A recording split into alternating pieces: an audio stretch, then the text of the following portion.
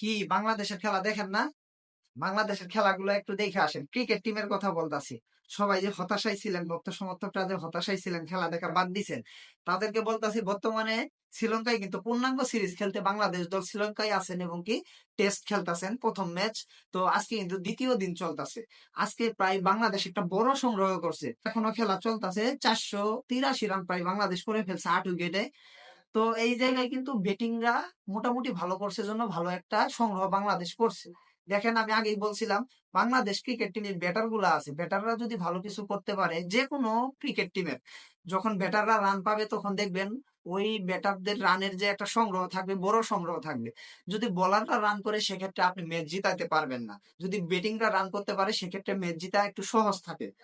যদিও ম্যাচ না জিতে তারপরেও অন্য দলের ম্যাচটা ছিনিয়ে নিতে অনেক কঠিন হয়। সেক্ষেত্রে বাংলাদেশ কিন্তু টেস্টে ভালো একটা সংগ্রহ করছে বলা যায়।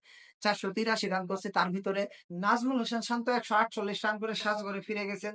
দেখেন, বাংলাদেশের ভালো মানের কিপিং করেন মুশফিকুর রহিম কিন্তু 163 রানে সাজঘরে ফিরে গেছেন এবং কি লিটন দাস 90 রান করেছেন। এই যে দেখেন, তিনটা ব্যাটারের একটা বড় সংগ্রহ। এই বড় সংগ্রহ দিয়ে কিন্তু একটা দলের সংগ্রহ বেড়ে যায়। তো এই যে তারা রান করছে, তিনটা ব্যাটারি রান পাইছে। দেখেন, তিনটা ব্যাটারের রান পেলে কিন্তু ভালো রান হয়েছে। এখন ব্যাটাররা যদি রান পায় তাহলে কিন্তু ভালো কিছু করা সম্ভব। কিন্তু বোলিংরা যদি রান করে সেক্ষেত্রে কিন্তু ম্যাচ জেতা সম্ভব না। বোলিং এর উপরে ডিপেন্ডও করা যাবে না, এটা স্বাভাবিক। বোলিং রান খরচে হবে, বোলিং যারা আছে তারা রান খরচে হবে।